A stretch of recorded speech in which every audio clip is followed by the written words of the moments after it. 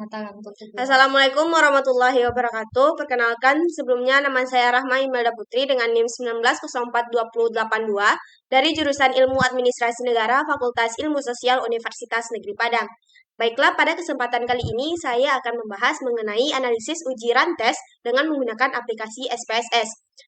Sebelumnya diketahui konsep dasar dari uji rantes itu, yang mana uji autokorelasi merupakan bagian dari uji asumsi klasik dalam analisis regresi linear untuk data time series atau data runtut waktu. Uji asumsi klasik sendiri dimaknai sebagai syarat yang harus terpenuhi sebelum dilakukannya analisis regresi linear. Model regresi yang baik tidak terdapat masalah autokorelasi. Metode yang paling sering digunakan oleh para peneliti untuk mendeteksi gejala autokorelasi ialah dengan metode Durbin-Watson.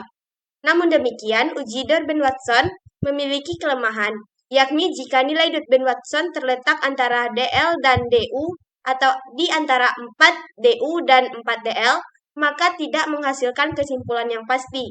Apakah terjadi gejala autokorelasi atau tidak? Oleh karena itu, alternatif uji lain yang dapat memberikan kesimpulan yang pasti tentang masalah autokorelasi ini adalah dengan uji rantes.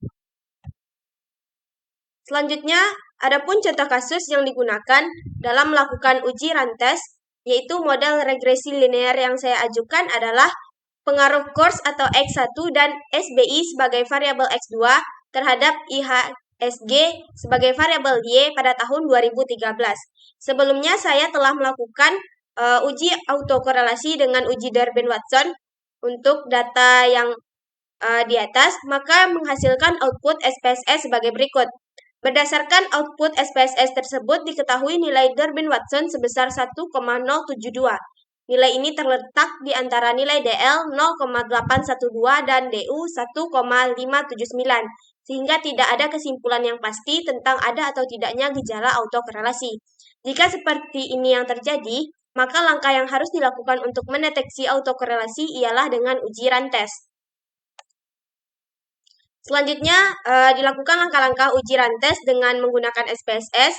Yang pertama, kita dapat dilihat pada layar. Sebelumnya sudah saya siapkan data yang akan digunakan dalam melakukan uji rantes, yang mana dapat dilihat X1 yaitu course, X2 SBI, dan variabel Y-nya IHSG.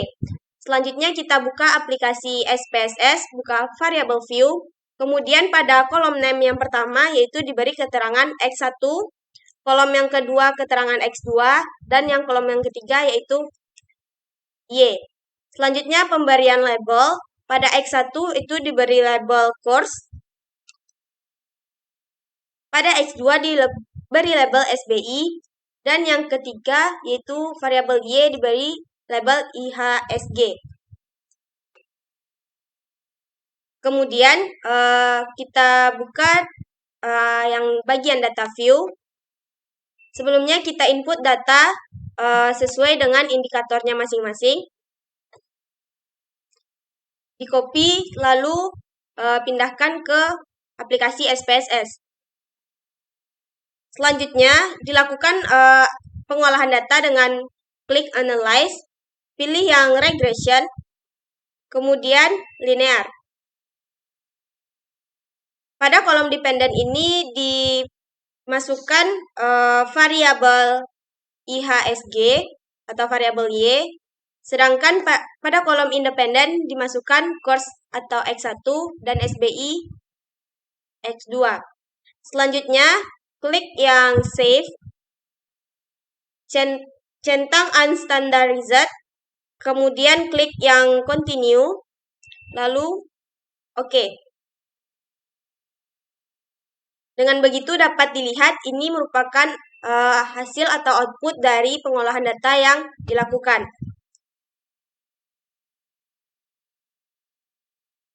Selanjutnya, kita kembali lakukan penganalisa data karena yang sebelumnya hanya mencari variabel pre yang ini. Selanjutnya, klik analyze, pilih yang non-parametric, lalu pilih yang legacy dialog, pilih yang chi-square. Maaf, maksudnya yang runs. Kemudian variabel yang unstandarized ini dipindahkan ke kolom test variable list. Lalu kemudian klik yang OK. Selanjutnya dapat dilihat ini merupakan hasil dari uji statistik run test. Selanjutnya yaitu dasar pengambilan keputusan uji run test.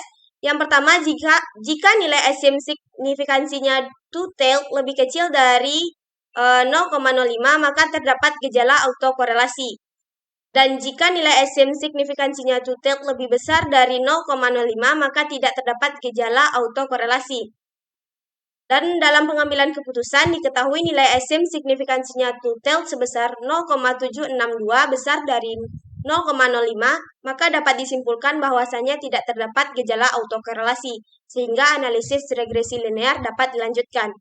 Baiklah, sekian yang dapat saya sampaikan. Jika ada salah dan kurang mohon dimaafkan. Wabillahi taufiq wal hidayah. Wassalamualaikum warahmatullahi wabarakatuh.